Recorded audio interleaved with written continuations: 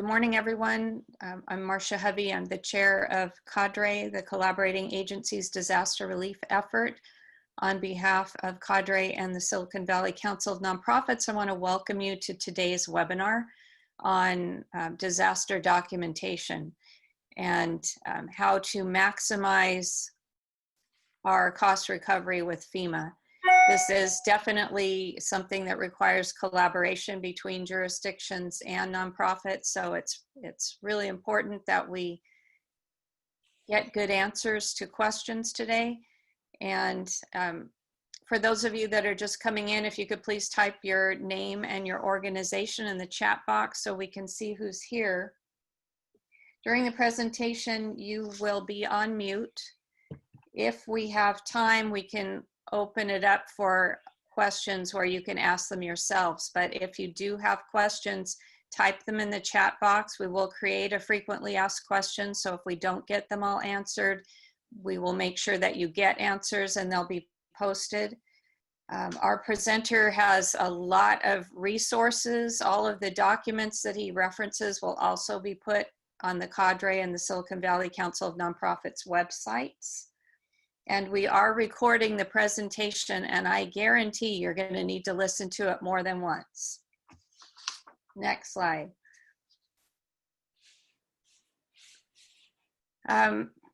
So this is the agenda for today. We're doing the welcome and introductions. We're here because we're in the middle of a disaster and there is a lot of uncharted territory, a lot of questions regarding cost recovery. So we're going to try to help you get some of those answered today.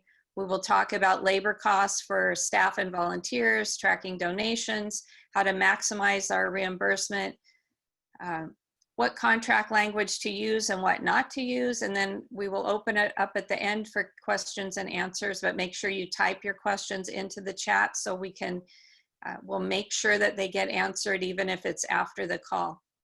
Next slide. I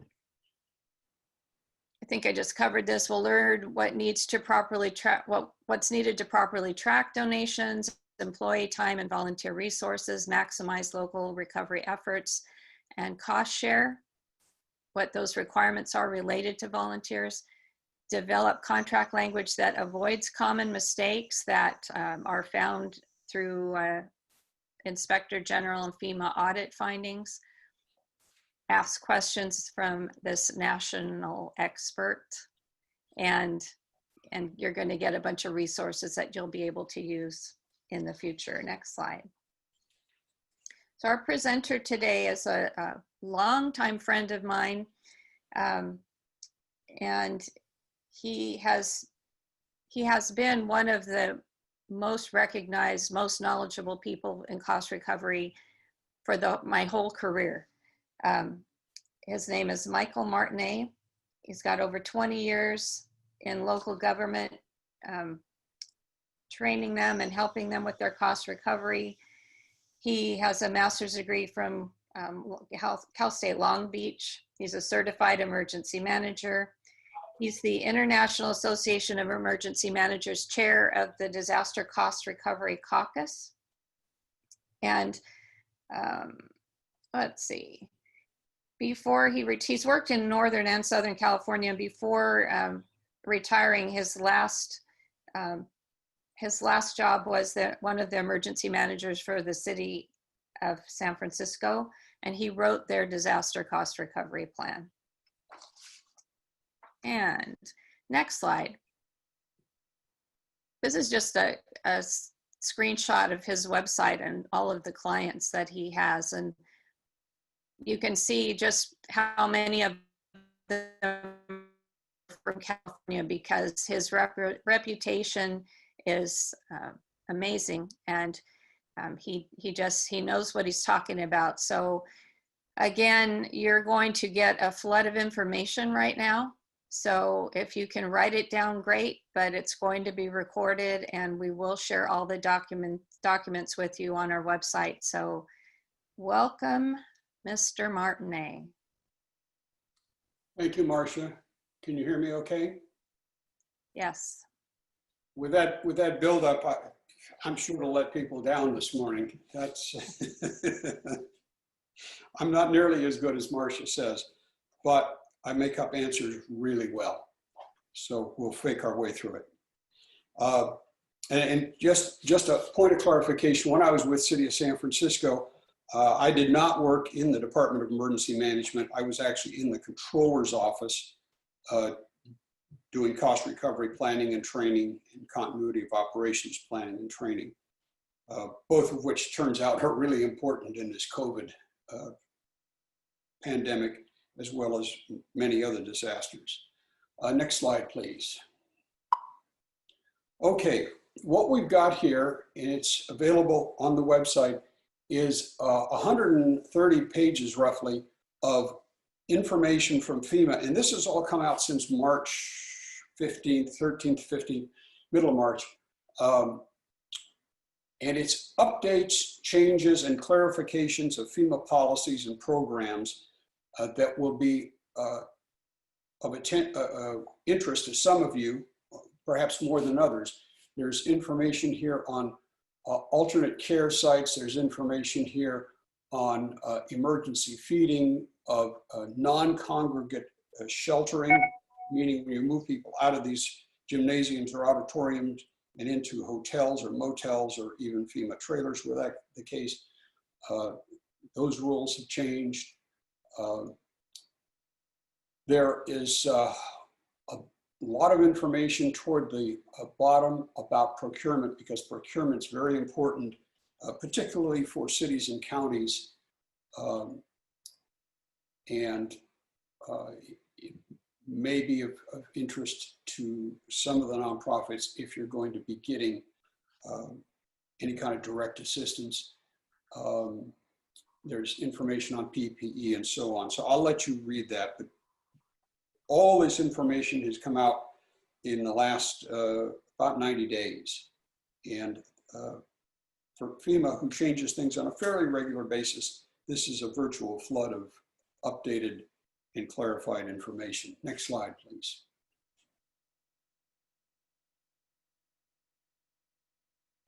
So public assistance for private nonprofits. So we're in the middle of this COVID pandemic. Many communities are also dealing with the Black Lives Matter movement. I talked to a gentleman up in the state of Washington. They're also dealing with a flood earlier this year.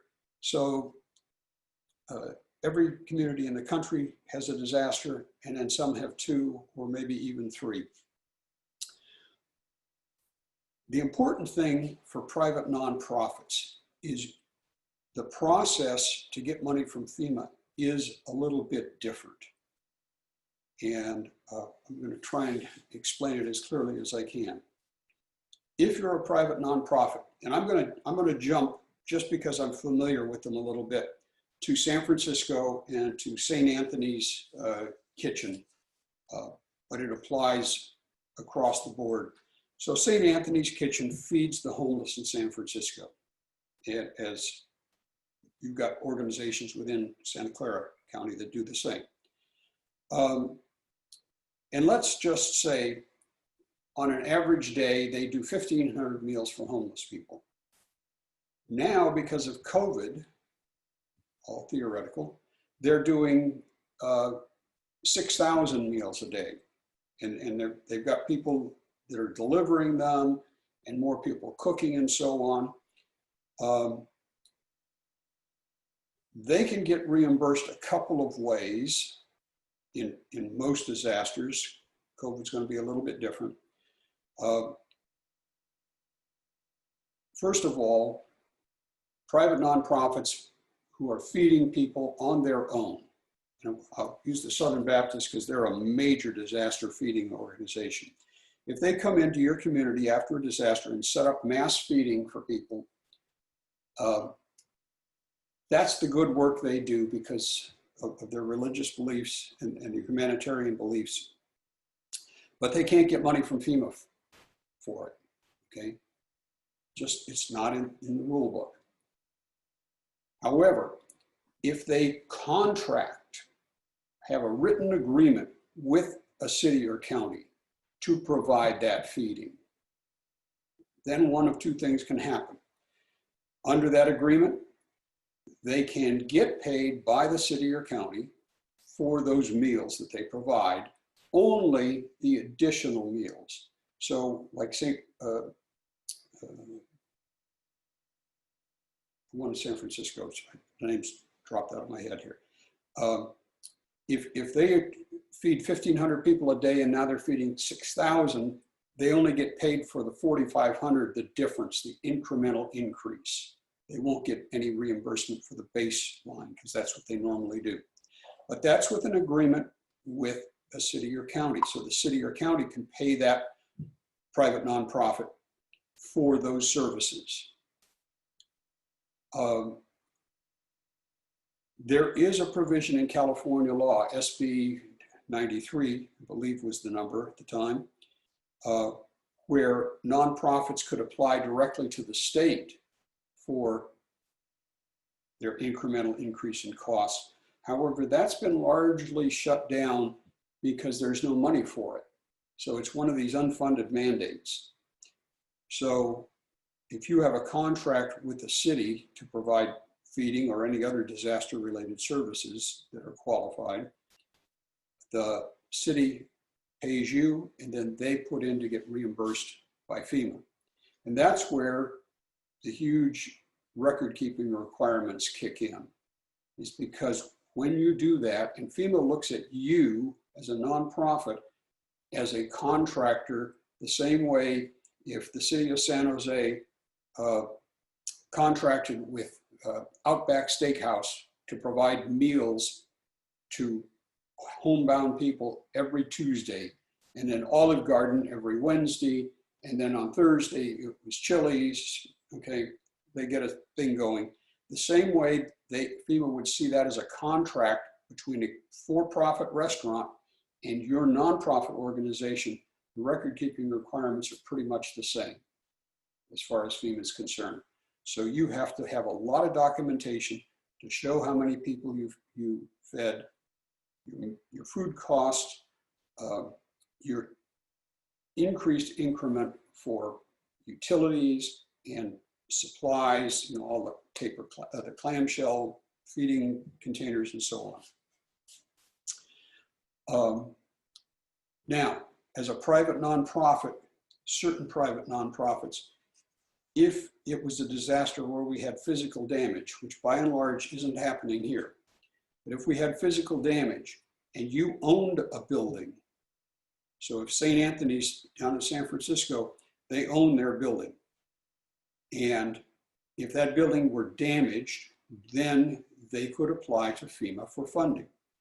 However, they must also apply to the Small Business Administration for funding.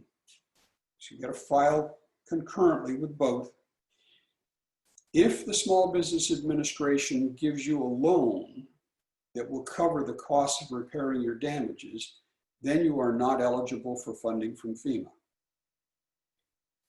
If the Small Business Administration gives you, let's say, half of what you need, you've got $1 million of damage, SBA looks at your books, your balance sheet, your bank accounts, and says, your cash flow is sufficient, we can give you a loan for $500,000, but that's it. Then you could go to FEMA for the other $500,000, and that would be a grant. That would be paid at 75%, so you're really going to get $375,000 from FEMA. So that's the difference in eligibility for nonprofits. For the work you do, you can't get reimbursed directly by FEMA. But if you owned a building that's damaged, and that building has to be related to the work that you do, then you could get reimbursed for that damage to your facility. Mike, So, this is Marcia. Yes, Marcia. So for this event, if they're open and doing work and there are additional costs to keep everything clean at the facility, is that something that they would have to apply? FEMA doesn't generally provide or reimburse for increased operating costs. So what you'd have to do is build that cleaning cost into the unit price of the meal. So if you're providing meals at $7.50 per meal, then you probably ought to raise it to $7.95, $8.25, whatever you need to cover that additional costs for utilities, cleaning, and so on. Okay, because you can't have a separate charge for increased cost, but you can build it into the unit price because it does cost you, and that's part of the cost of each meal provided. Is you got to keep it clean and healthy. Does that answer? Yes, thank you. Okay. When to apply? If you're a nonprofit and have physical damage to your facility that you own, if you rent or you got a place for free, that's different. Okay. If you own it, you want to apply pretty much immediately. You want to file the RPA, the request for public assistance. You would call either the city or the county. Well, if you're in San Jose, you could call San Jose. And if Ray Reardon's on, he's probably pulling his hair out. Or you could call the county. That might be more appropriate, to call county OES and say, we're Catholic Charities, and we've had damage to one of our facilities, and we want to apply for federal assistance, and we need to get a login, an account on the FEMA portal. That's a new, relatively new system that FEMA has, and you're doing most of this stuff online. So you have to go through the county to get entered and be granted access. And you want to apply as quickly as possible. Under normal disasters, if there is such a thing, you have 30 days from the date of the incident. However, in COVID, the incident period has not yet closed. So you still have time to file the request for public assistance, or RPA.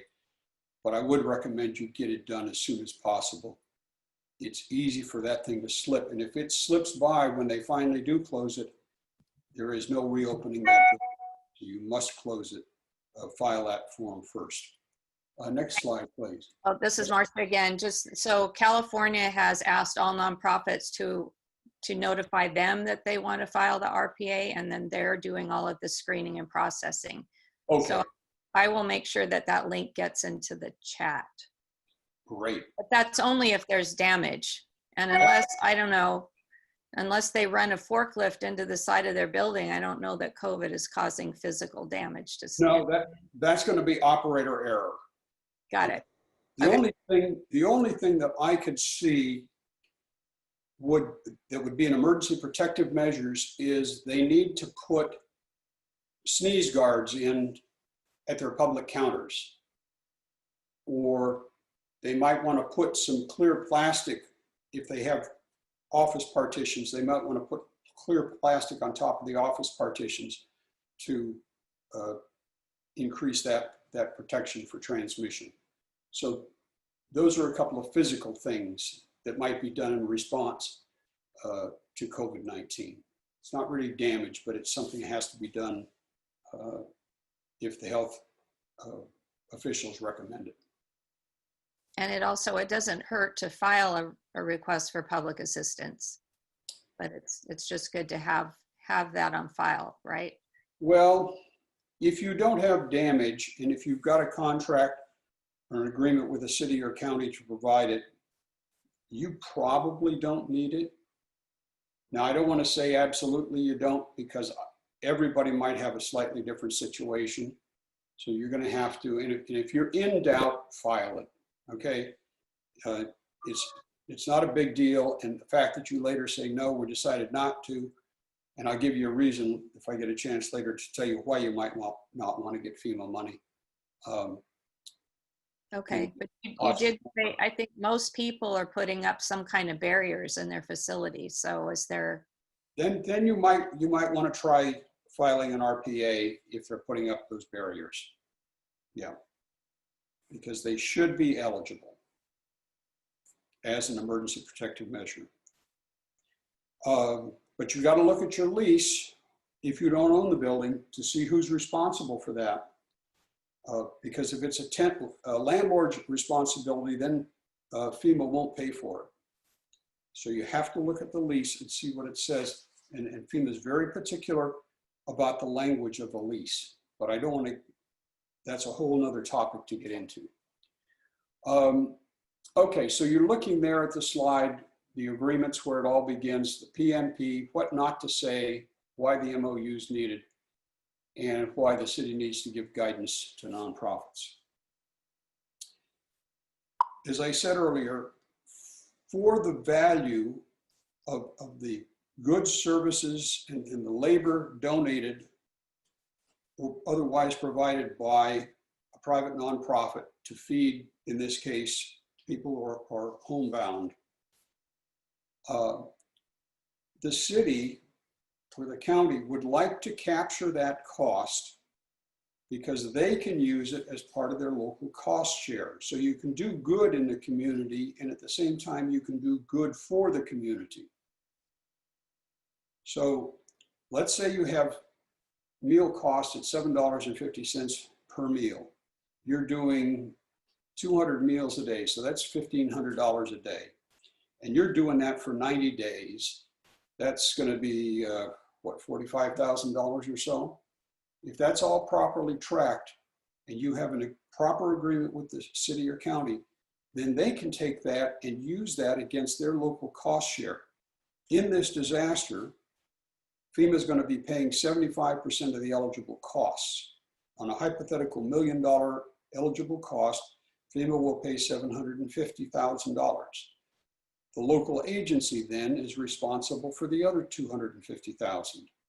But if you've got $45,000 worth of meal credits provided by a nonprofit with proper documentation, the city now, their cost share is reduced to $205,000 from $250,000 because you can take the value and add it to the cost share. Or you can provide it to the city or county, invoice them for the value of those meals, and then they turn around and request reimbursement from FEMA. You as a nonprofit cannot go direct for services provided. You have to go through an intermediary, city or county, that has responsibility. So you wouldn't go to a water district unless for some strange reason that water district had responsibility for feeding people. That's usually a city or county. This is Marcia again. Yes, Marcia. So let me, so if the nonprofit does not have a contract and they're doing it all on their own dime, then that can be an offset for the city, correct? But if there's a contract, then it's just a straight. No, either way, they need an agreement. If they're doing it as a donation, they need an agreement. Okay. And if they're doing it to get reimbursed by the city, they need an agreement. In either case, they need to have some kind of an agreement to document what they're doing. Okay. Okay. Now, what's important in here really is what not to say. So this document, the genesis of this document, I had not ever seen a good document for cost recovery for private nonprofits. I found half a dozen samples.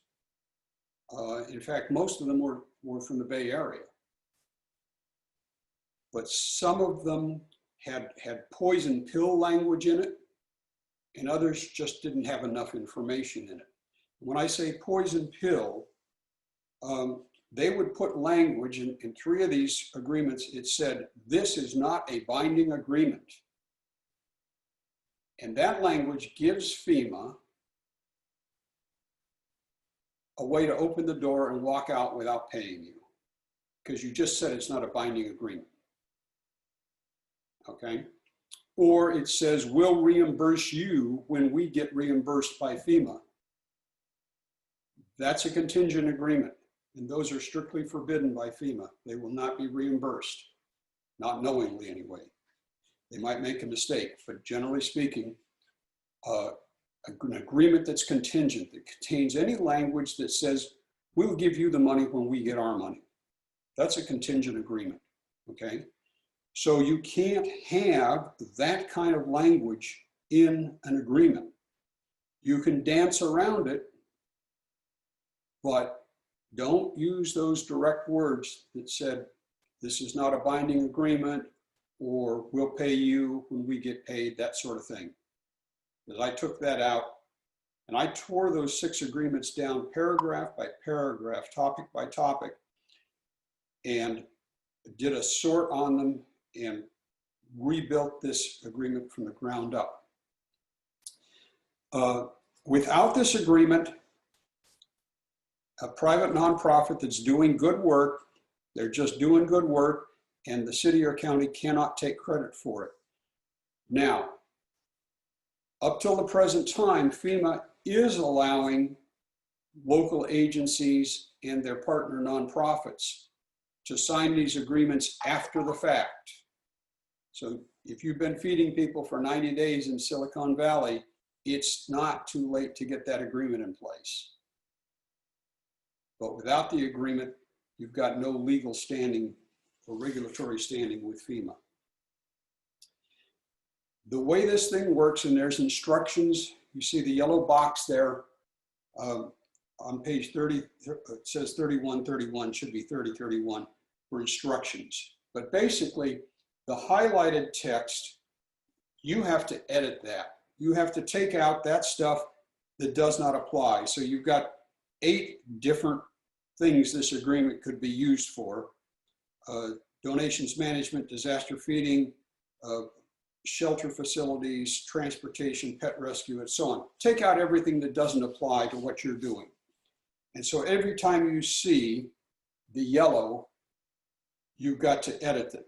And then you've got places where you've got brackets where you have to fill in things like the date, the state, the DR number, and so on, if available. And then on the next page, page 2, is more yellow language that needs to be edited out. You may want to add some. When you take out all the paragraphs but one, then you may want to add a little bit of information in there. Then there's the general terms, the general best effort. And that really is where you would put that kind of weasel word language. Look, if the PMP, is in a building that collapses in an earthquake, well, we're probably not going to be able to provide services, okay? Because we haven't got a facility to work out of. That's where you say everybody's going to do their best, but they understand that in the event of a disaster, sometimes you simply cannot respond because you yourselves are a victim. Then there's the city's duties and expectations, the provider's duties and expectations. Page 5, a description of services. More yellow language on page 6, where you eliminate everything and then delete that box except the one thing you left in. There are guidelines for deployment. When you deploy, you're not going to self-deploy. You're not going to do it without the knowledge and consent of the city. Then there's something in here that is generally never in agreements like this. It's the pre-use inspection. If you're going to take over a facility, and sometimes that is the case, you want to inspect it, write a report, and take pictures, because if that facility gets damaged in any way during its use for disaster-related services, then you can be reimbursed for restoring it, repainting it, cleaning it, patching walls, whatever happens. But you've got to document the conditions before it was in use, and then immediately upon cessation of activities, go back and do the documentation again and check for damage. There's a section in here on records and documentation. which I've never seen in an agreement prior to this. So you've got to keep records. FEMA has long, long record retention requirements. You're required to keep your records for 3 years from the date of closeout of your last project, not from a single contract, but from the last project that agency has. So if that agency's got 15 projects and one of them doesn't close for 5 years, your 3-year tolling period on record retention doesn't start until 5 years down the road when that last project finally closes. There's information about procurement and then expense reimbursement. Okay, what's the process? And you may want to change that, modify it. Okay, that's up to you. And then cost allocation, costs that might be covered by the city or might be borne by the provider. So you might have a nonprofit that says, we've got a kitchen, we've got volunteers, we don't have any money for food. So if the city says, okay, we'll buy the food, you prepare it and deliver it. That's our agreement, okay? Making changes. So it's 10 pages, but then you get into the attachments, and these are important. So first of all is the points of contact for the city, the points of contact with the nonprofit. Then there's an attachment. If you are going to pay for labor and benefits, you need to have any language that's in your employee manual or any document that shows how much people make and what their benefits are. FEMA needs to see that. There's the pre-use photographic documentation, the post-use, okay? The rental or lease agreements. So if you have a nonprofit, but they need a facility because they don't have a big enough facility, and you find somebody, let's say, that's got a restaurant that's closed down, and the property owner says, well, you know what, city, you can use my restaurant kitchen to prepare the meals because my restaurant's closed. So then you would include those agreements here. Daily operations expense, okay? Whether you do this daily or weekly, you still need to recap all the expenses, and it references some forms in there. We're going to look at a couple of those. There's a sign-in sheet, okay? We need a sign-in sheet for those people, whether they're paid employees or volunteers. They need to sign in and sign out. Then there's the daily worker activity log. There's a form for that. Some record of what people did, other than they sign in and they sign out, and then do they stand there all day drinking coffee? Or, okay, I made sandwiches from 8 o'clock till 10 o'clock, and then at 10 o'clock, I started the soup, and at 1 o'clock, I went out with a navigator and we delivered meals and so on. So some kind of a job log. Attachment 10, the Articles of Incorporation. Now this is important. FEMA only recognizes private nonprofits that are legally established. So you filed with the Secretary of State in California and or your appropriate agency, if you're out of California, that establishes you as a legal entity, legal nonprofit. And then you need the IRS on page 22, you need the IRS letter that you're a 501c, D or E, whatever the nonprofit designations are. The next page, if insurance is required for what you do. And then the next page is the in-kind services or donations acceptance form, which we'll look at in a minute. Then there's a sign-in sheet for meals. This is important. If you're running an EOC, the fact that you're signed in the Emergency Operations Center does not satisfy FEMA's requirements for documentation that those people got a meal. So if you're working a 12-hour shift in the EOC, you got to sign when you get a breakfast burrito. You got burritos at lunch, you got to sign again. You got burritos at dinner, you got to sign again. Maybe tomorrow it'll be pizza 3 times, but the point is every meal you got to sign in. Then there's meals. Oh, we just talked about that. Okay, and then on 28 starts warehouse needs for if you're going to do donations management, and that runs on for several pages. Now, if you're doing congregate care sheltering or pet care and rescue, it's going to be a whole different set of requirements in there. That's just typical of what you might need for a donations management. Okay. And then on the back page is a list of items authorized for donations and a list of prohibited items. Sometimes people will want to donate things and you don't want them, right? Food that's out of date.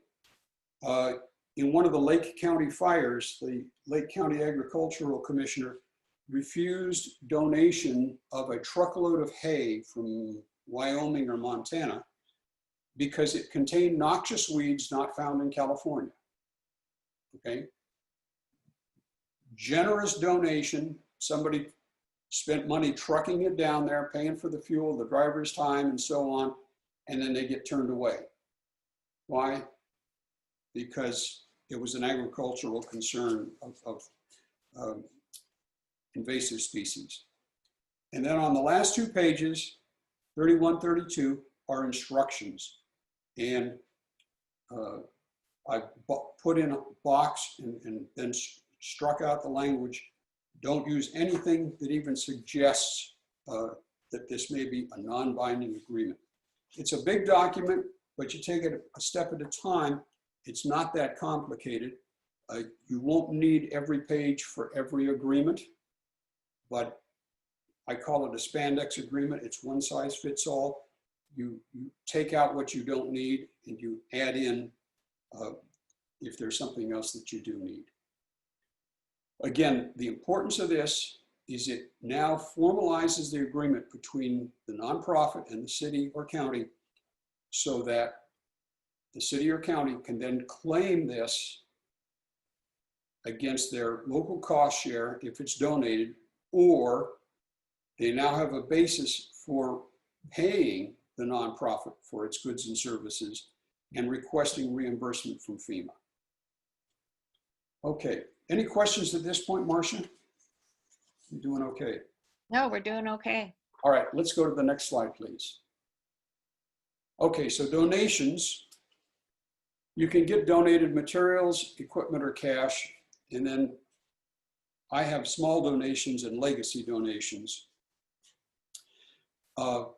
Materials, if you look at the donations acceptance form that I have there, I think it's on the chat box there.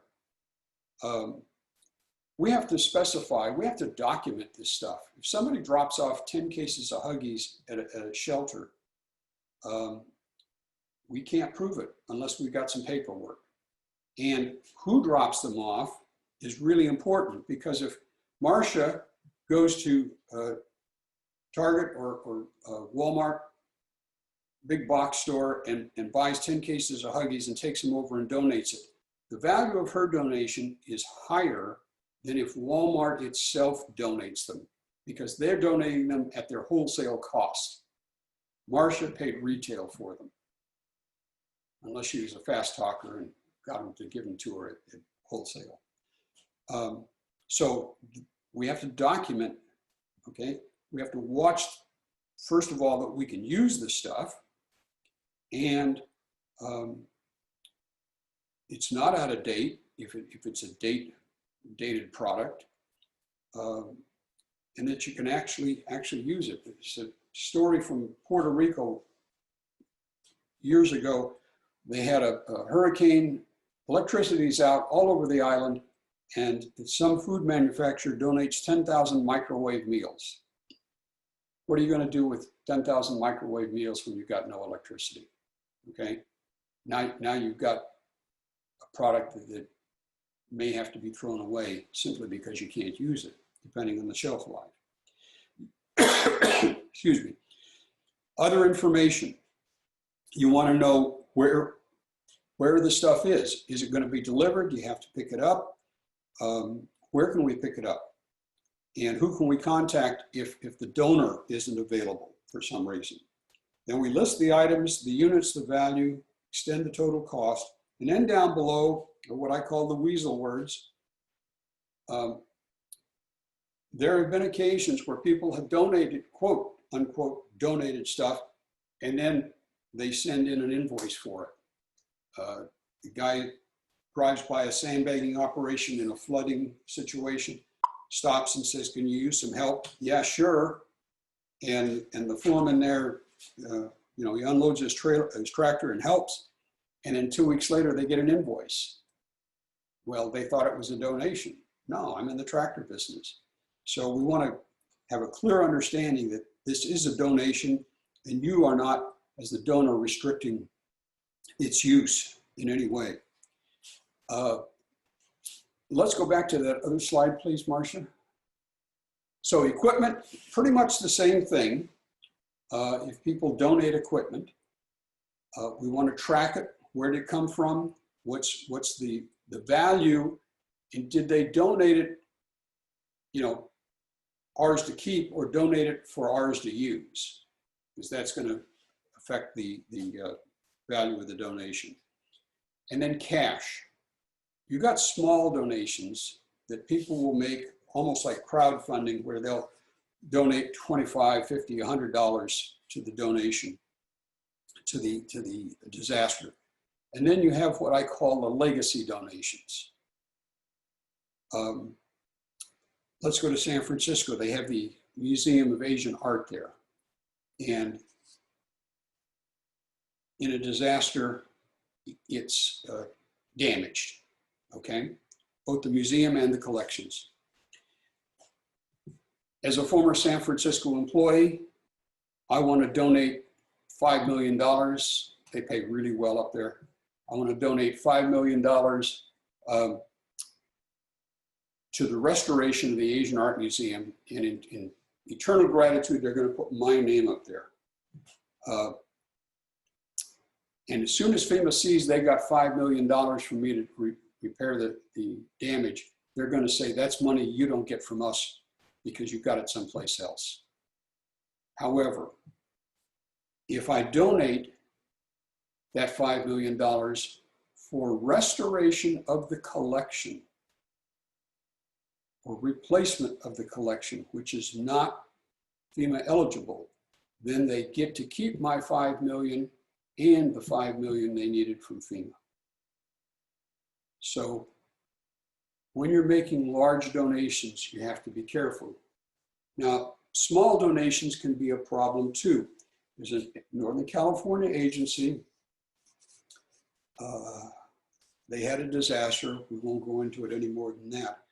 But during the disaster, people dropped by the Emergency Operations Center and donated two $25 gift cards from Lucky's or Trader Joe's or one of the local markets.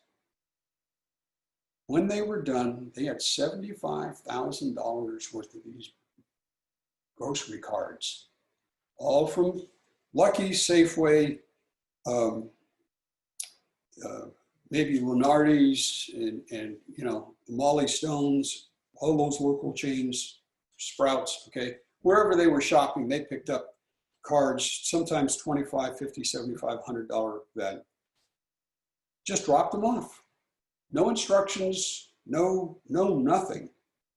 And she asked me, what do I do with these? I said, don't tell anybody, for starters. I said, use them for a bona fide government purpose, okay? Give them to a food bank. If you need, if you're having a civic celebration, then go to Vaughn's and get the cups and the plates and the stuff you need there. Use those. I said, you can't return them because nobody kept a record of receiving them. They never gave you any instructions about what they're to be used for. They didn't say give them to people who lost their homes. It was just, this is an anomaly, but it's a fairly sizable anomaly. So we got to track these things. Okay, so if you start getting that kind of donation, track it so that you can effectively deal with it later. All right, next slide, please. Okay, so we looked at that. Okay, FEMA rules on donations. So this, well, first of all, you got the Papa G, the nice colorful cover there. Public Assistance Program and Policy Guide came out effective June 1. I'm about 4 chapters into it. It's dense reading. There's a lot of changes in this edition. However, we're working under version 3.1, which covers COVID, because COVID started before June 1st. This version is only in place for disasters occurring on or after June 1st. So while it's the new, the latest, the greatest, it's not the book we're using for COVID. That's the 3.1, which I think is April of 18. However, on the other side, you see the Public Assistance Donated Resources Memo, which came out June 18th of 18. And this was a major deal. And it came about because City of Houston, after Hurricane Harvey, was so devastated, they estimated their local out-of-pocket cost to be $100 million. Even after, FEMA came in, they still were going to owe $100 million out on their 25% share, because typically Texas doesn't participate like California does in disaster cost recovery. Because it was $100 million, they asked FEMA if they would give them an exemption and say that the value of donated goods, services, labor, equipment, all those donations, if those could be counted against the permanent work. Prior to this, June of 18, we could only use the value of these donations against our Category A work, debris clearance, or Category B, emergency protective measures. As a result of this request from Texas, from Houston, FEMA changed its policy and said, you can use it for any category of work now. It doesn't, you don't waste it if you can't use it on just Category A and B. So it's really even more valuable to us now because of this change. Next slide, please. Okay, volunteer labor. So we've got disaster service workers. DSW here does not refer to a shoe store. We have pre-registered disaster volunteers. So some organizations have their own volunteers already. You have CERT programs or various different types of citizen participation programs. Then you have spontaneous volunteers, the people that just show up out of the goodness of their heart, mostly. And then you have specialists like building inspectors, engineers, architects. Now, sometimes those specialists will be volunteers, and other times they are mutual aid for hire. But we'll look at them from a volunteer perspective. The value of having your volunteers pre-registered or registering the spontaneous volunteers is a financial one. If somebody gets injured, helping you out as a volunteer, they can sue you, all right? However, if you have them properly pre-registered under California law, they are covered by workers' compensation by the state. And therefore they go, and if they get injured, they have to go through workers' comp. And that takes a huge liability potential off the city, or, and I don't know how that works with private nonprofits. That may be covered under your own volunteer workers' comp insurance. But for cities and counties, it's definitely covered by the state of California. Next slide, please. Okay. Okay, workers' compensation and risk management, just talked about that. A lot of these volunteers are not well trained before they volunteer, and so injuries do happen, and you have to pay attention to that. If they get injured, you still got to give them that paperwork within 24 hours for them to fill out. You want to get your human resource department or person, whether it's within your organization or within the city or county as appropriate, to look at all the HR related issues, because you've got the same responsibilities for ADA and sexual harassment issues in the workplace, all that kind of stuff. And you can have liability out of it too. There was a case where there was a volunteer with a city down here in Southern California that I worked with, and as a direct result of that person's volunteer activities, they visited the home of a lady, and then they went back and assaulted her. And she sued, and the city paid because they had not done a background check, and the guy had a record. So, you know, that's just life, unfortunately. There are some people who want to take advantage of this. It's very important to have a volunteer plan and pre-established tasking to know what jobs you anticipate doing, and then what qualifications you need to carry out those tasks. And then you've got the transportation, feeding, tools, and work supplies for all these people. And that's got to be as a part of that plan. Marcia, next slide, please. Okay, and then logistical support for long distance volunteers. I need a little help on this one, Marcia, when you talk about a long distance volunteer. I think this is probably related to organizations coming in to assist that are requesting housing and feeding. Gotcha. Okay. So I saw this firsthand down in Mississippi a little over a year after Katrina. There was a massive faith-based effort. In fact, at the airport, we were flying in to Louis Armstrong Airport. We met people who were making their second and sometimes third trip from America's heartland. So Kansas, Oklahoma, those people of faith there, they really get into helping others who are less fortunate and affected by disasters. And they'll go down for a week or two at a time and just muck out houses. I mean, these are houses that are flooded, everything's ruined. So these houses have got to be stripped down to the bare studs and then everything hauled out and put in dumpsters. And they need lodging, they need food. So we were at a football stadium.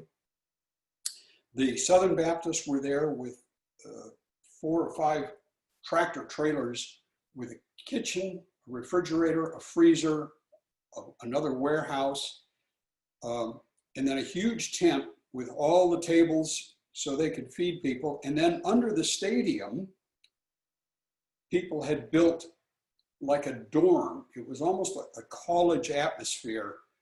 They had dormitories where they would have, I think 4 or 6 people, and obviously they were segregated into men's side and women's side, and they had showers and restrooms there. So they had built this residence, if you will, under the stadium, under the football stadium bleachers, because that was space they had, and it would support a roof. And they had a pool table in there and a rec room. I mean, it was great, but it was a long haul thing. I mean, this was 14 months later. They were still coming down there and helping people rebuild their lives. So yeah, the logistical support for long distance volunteers, your building inspectors that we looked at a minute ago, when they come in, they probably need transportation. They need rental cars or a light pickup truck, something so they can get around to make their rounds. And then definitely emergency medical treatment provisions. Who's bearing the cost of that? Is that on the volunteer? Is that on the organization? You need to line that up front to eliminate some really unpleasant quarrels and also a potential for any litigation that might arise out of an incident. Next slide, please. Mike, this is Marcia. I have a question about workers' comp. Yes. Would contracting COVID ever come into play for a workers' comp claim if they were essential workers, maybe? Or well,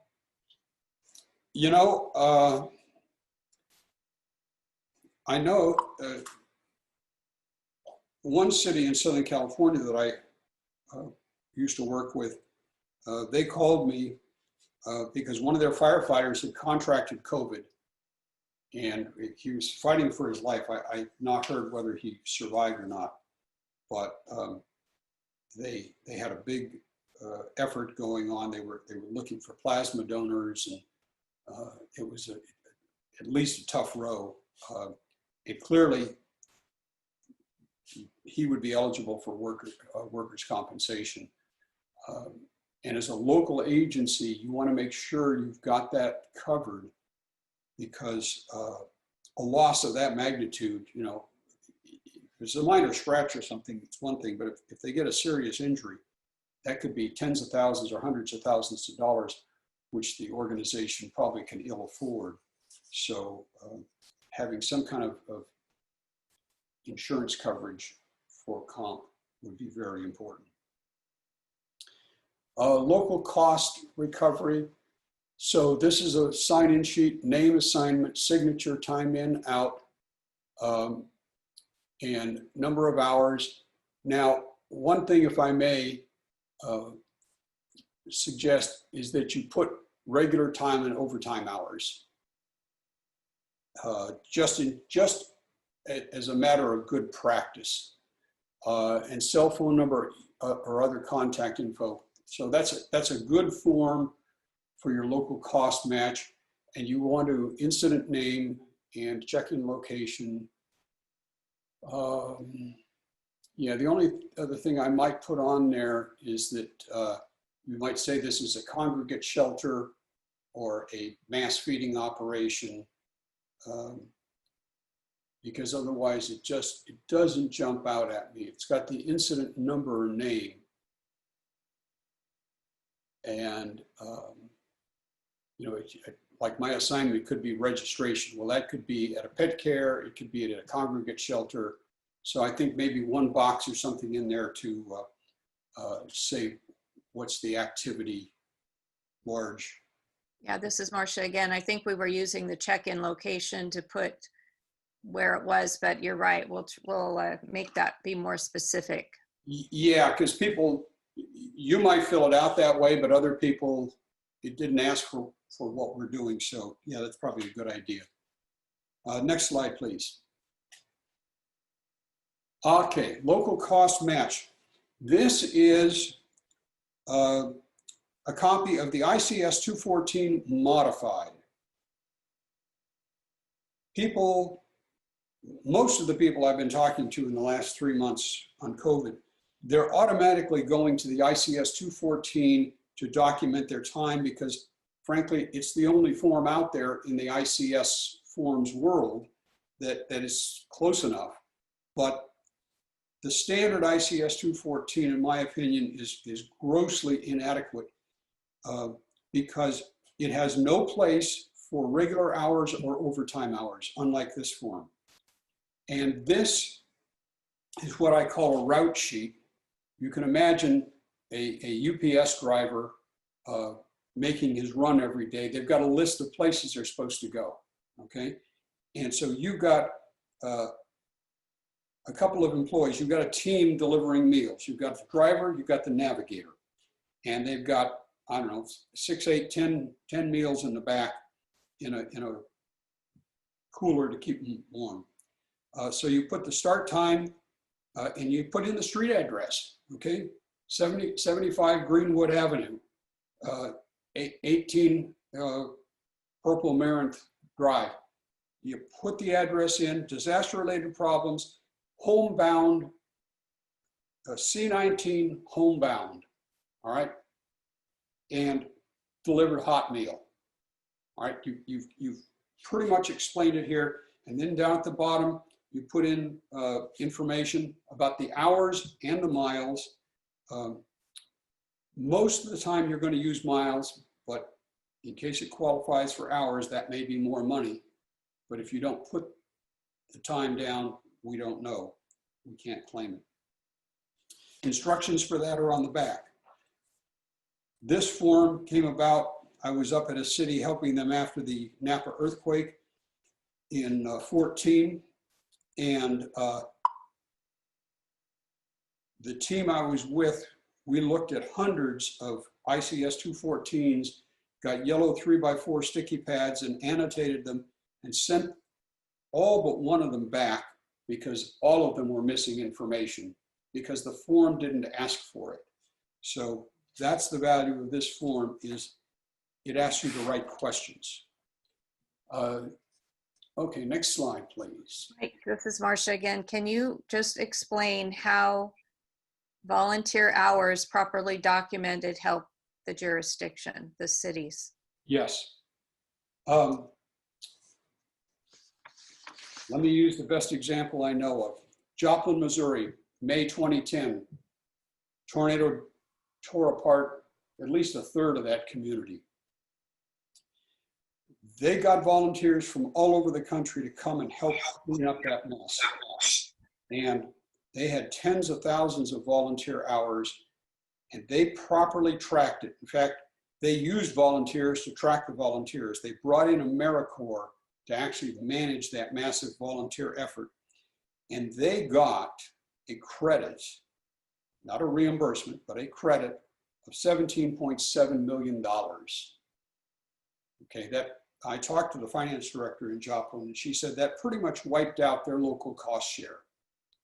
So that could be the potential value.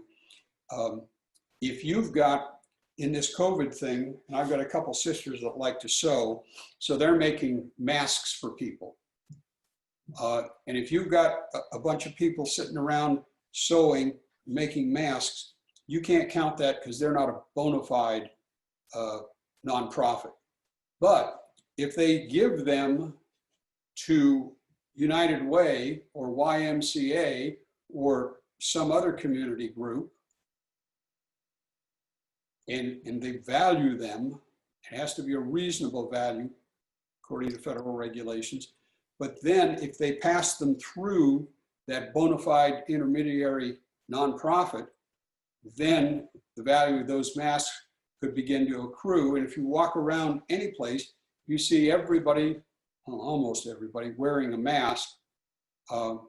There's a lot of money walking around out there if it's properly documented. So that's why we want to track this stuff, because it has a real economic benefit to your city or county. And so, Mike, this is Marcia again. So for every volunteer that's helping to put food in the back of cars or serving meals or delivering meals, all of those hours count. Absolutely. And the current value of a California volunteer hour, I believe, is $29.95. And we're putting in thousands of hours. That's a great number. I mean, there's been plenty of days I wished I could make $29.95 an hour. So yeah, I mean, that adds up. I mean, you got 100 hours, that's almost $3,000. And you know, multiply that times all the agencies that are working, and you can accrue a lot of credit for your volunteer time. And the same thing for equipment. If somebody loans you a vehicle so that you can deliver the meals, you can count the mileage on that. I mean, if it's in any way, shape, or form dealing with COVID,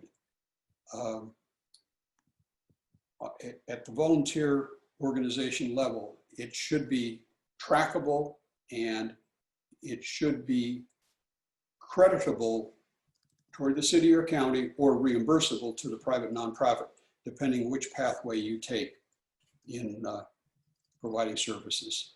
Next, please. Okay, staff labor. Form 211B, that's an ICS form, Marcia?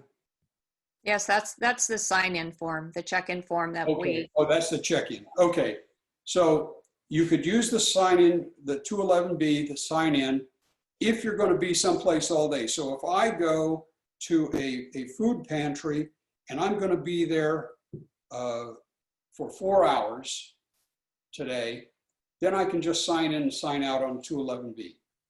But if I'm going to be out moving around,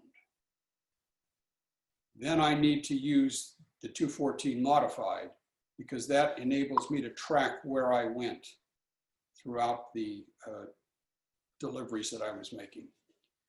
How to show what's COVID. You know, you can use the C19 or COVID-19 meal delivery, mental health counseling, you know, on a phone. I mean, any of the things that you may be doing related to COVID, as long as you're following the guidance of the local public health officer or the state public health officer in doing those things. You know, I just saw yesterday that the governor is requiring everybody to wear a mask in public. That's a lot of masks walking around California. At $1 a piece, that's $40 million right there. So documenting this stuff. And now PPE, so if you're assigning PPE, so you're giving gloves and a face mask or a face shield to everybody there, and you're going to give them a new one every day, you want a sign-in sheet for that. All right? And you put your name, you print your name, and then you put a check mark by gloves and a check mark by mask or a check mark by face shield, and then you sign it. Okay, now you documented where all that stuff went. In some cases, the documentation may be more burdensome than what it costs. If you could buy gloves, for instance, at a lower price. I mean, I've looked online and the prices are crazy right now. You got to look at, is this more trouble than it's worth? Am I going to get anything really? Or when I'm all done tracking it, is my administrative cost of trying to document all this stuff going to be more than a pair of gloves is worth? Okay, next slide, please. Okay, existing inventory, lost revenue. If you have existing inventory and you use that for, we'll use the example of feeding people, just be sure you track it, that you write up a receipt or a chit every time you take food off the rack. You know, you took off 4 number 10 cans of cream corn for today's meals. All right, you got to write that down. You can't just provide the invoice from your wholesale grocer or institutional distributor and let that go. You got to show how you use it incrementally.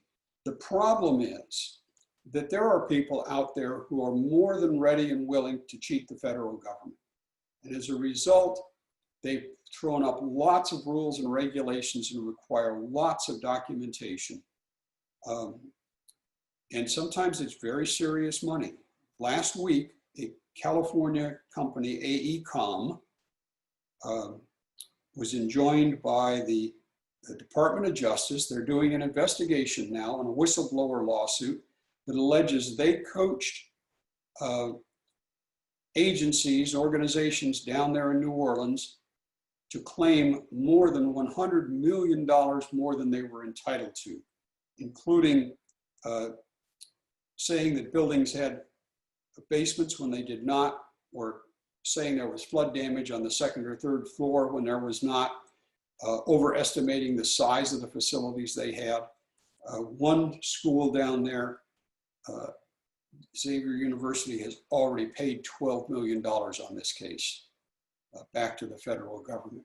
So there's people out there all the time ready, willing, and able to cheat. And in fact, I just read yesterday about a guy who worked for FEMA up here in the Northeast, representing himself as a FEMA worker to buy government surplus materials at hundreds of thousands of dollars. So that's why we've got to deal with all these rules, is because people are always out there trying to cheat too. Next, please. Oh, lost revenue. No. FEMA never pays for lost revenue. Doesn't matter what revenue it was, they never make up for lost revenue. Next. Okay, mass feeding, things to think about. So the last thing I sent to Marcia this morning was a brand new, just came out last week, mass care guidance for planning. There we go.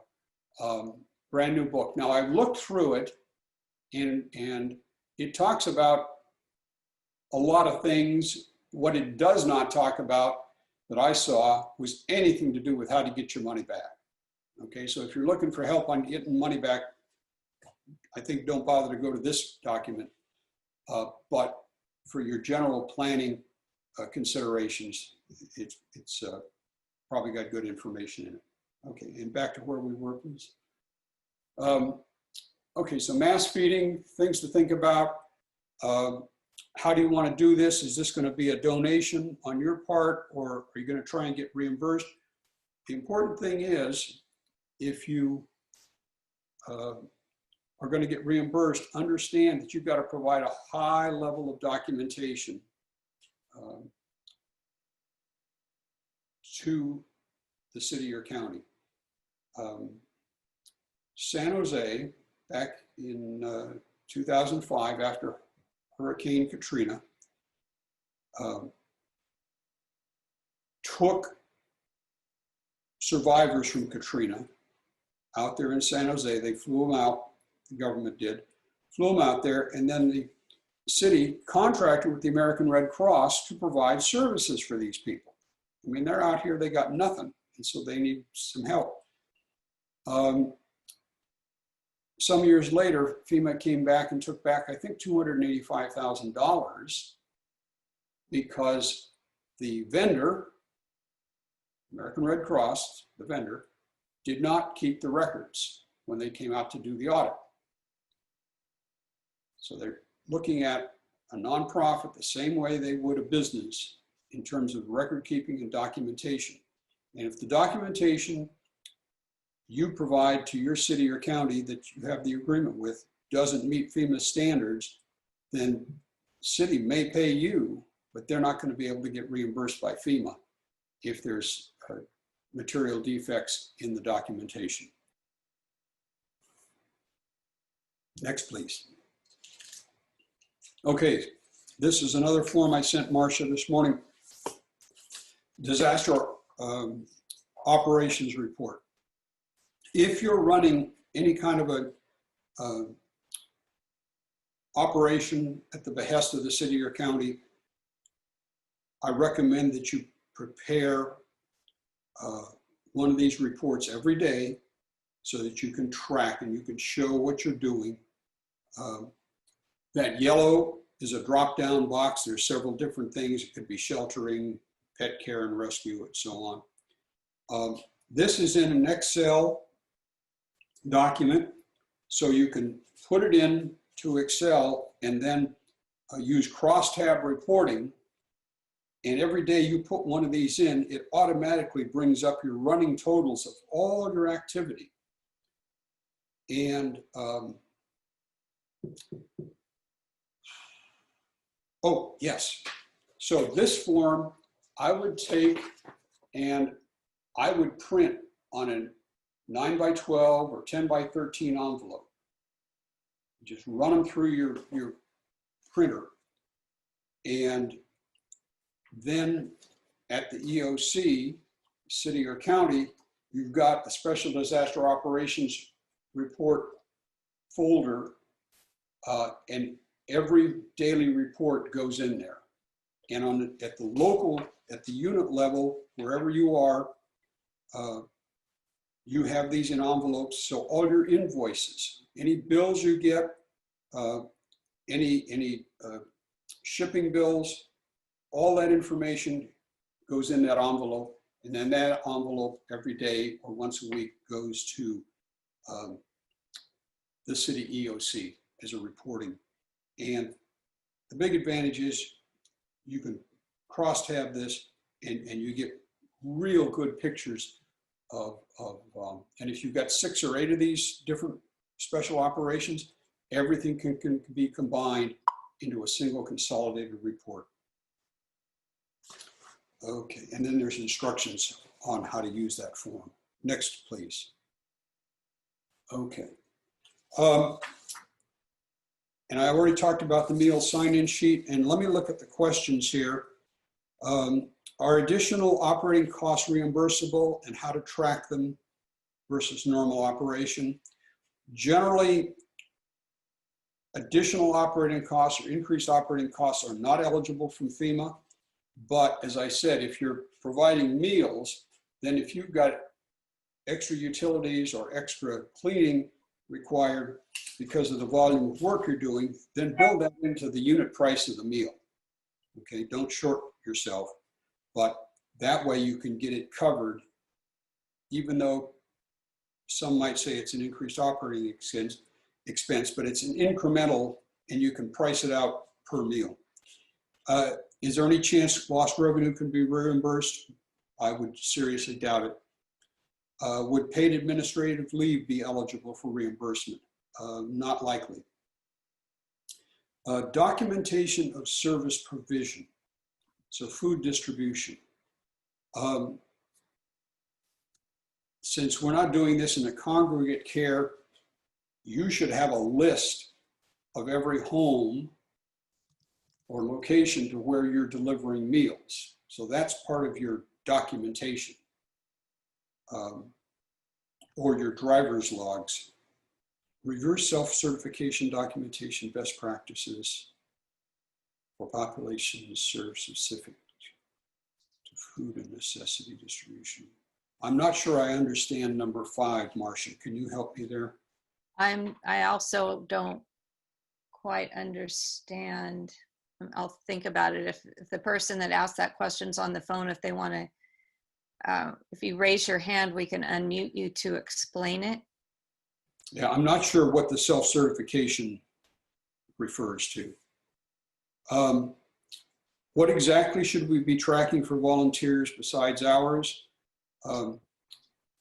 Hours and the specific task they do. I was preparing meals, I was delivering meals, I was making masks, you know, whatever specific task you do. How do you define regular work activities for employees versus response related? First of all, the CARES Act, and there's a huge difference in CARES Act money and FEMA money, because the CARES Act, if you were large enough, and so Santa Clara with 1.8 million people, and San Jose with 1 million, more or less, you probably both got that infusion of cash from CARES. Perhaps hundreds of millions of dollars. It just showed up in the bank.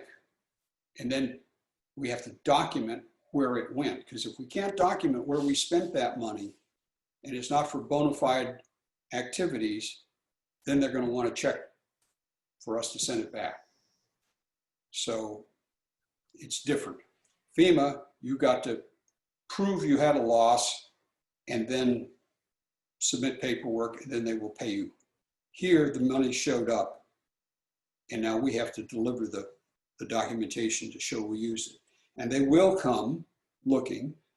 I think California is at a high risk for audits because we got so much money. I mean, it's the largest state in the country.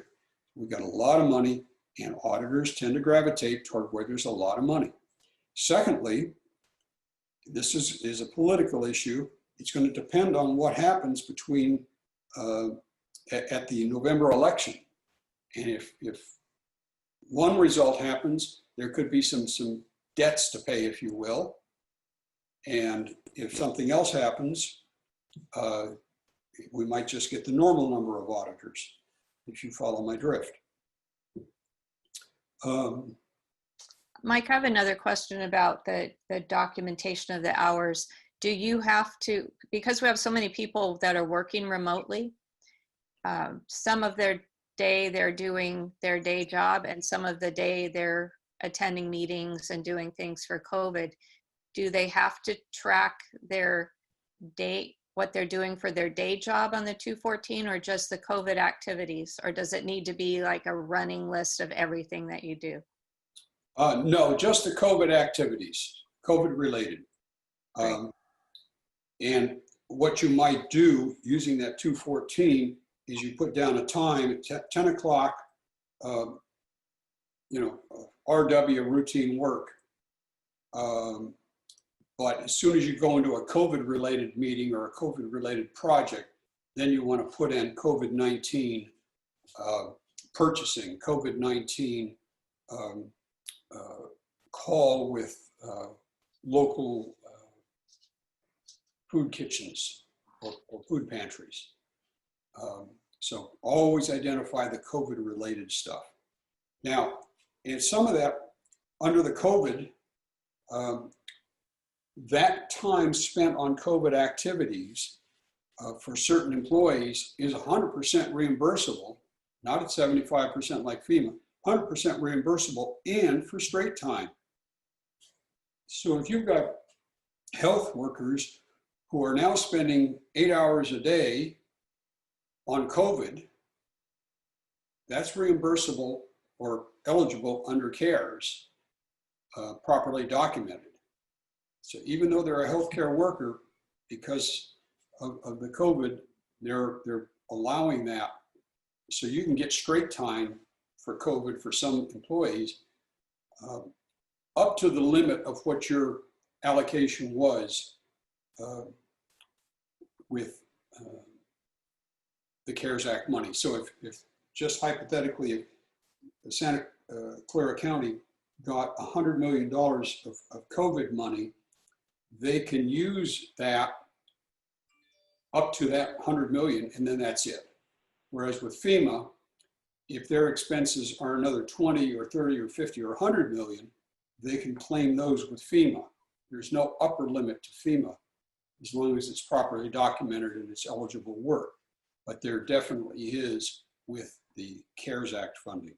It goes up to that allotment, and that's it.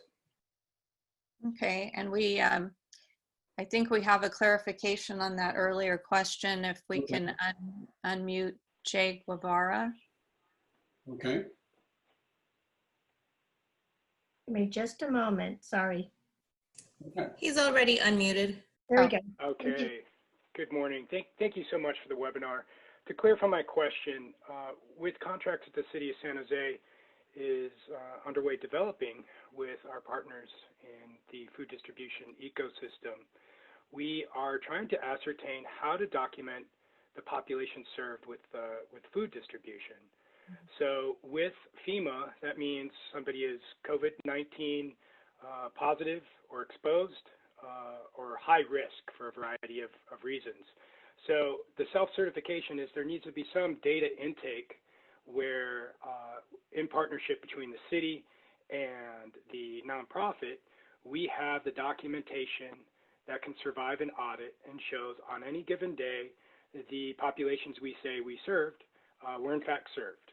So could you provide best practices on that data intake, especially because that intake, if it becomes too too much can become a barrier. So what is the right balance so that we can undergo an audit while ensuring that we still get the food out to those that most need it? Thank you. So let me ask you this. How do you know who needs to get food from you?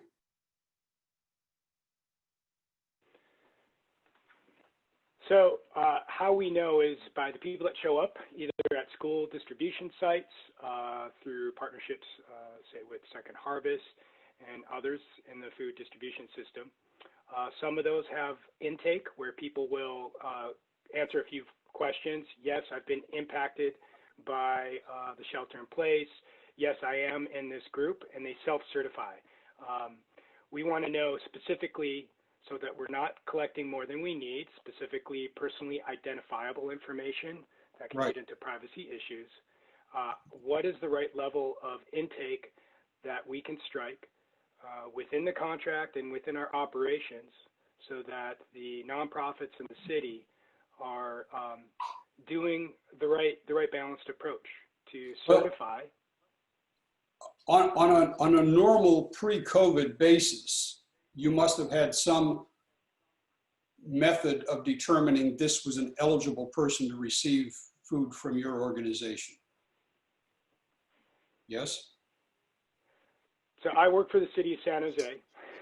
Oh, okay. I am new to this whole thing, so I'm trying to ask in order to establish the practices, get it into a contract. All right, well, what I would suggest is those organizations, either that are serving hot meals or delivering bags of groceries, they have some method of determining that this person or the people that live at this address are qualified.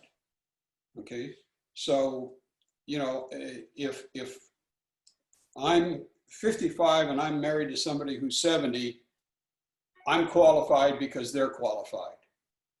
So whatever criteria you use to determine that they would normally be eligible, that should suffice as long as you're sticking with that same process. Because obviously they must have some way of knowing that just because somebody shows up and says, I'm hungry, doesn't mean they're qualified to get a certain allocation of food or meals. So I would say if you're doing what you did before and you were comfortable that it was a reasonable, that's a key word, reasonable effort to determine these people were eligible, and they are self-certifying, and you know, you can ask questions that won't put out or risk exposure of personally identifiable information. And I think if you're doing what you're normally doing, you should be okay. And this is Marcia, and we're happy. We also recognize this is an issue, and we're happy to continue to work with you. We can have a discussion after this to work on that language. I think there are a few other people that we probably want to get in the room to agree to it. But we do need an answer, and so we'll help you get that. There's a couple more questions, and we are right at 11:30, so let me ask really quickly. Organization that's mental health organization provided their staff with PPE and are expanding to see more clients, and then they want to know if that's a reimbursable cost and if counseling is reimbursable. I think counseling may be from another, not necessarily from FEMA, but another organization, Mike? There might be some counseling available under some of the CARES Act.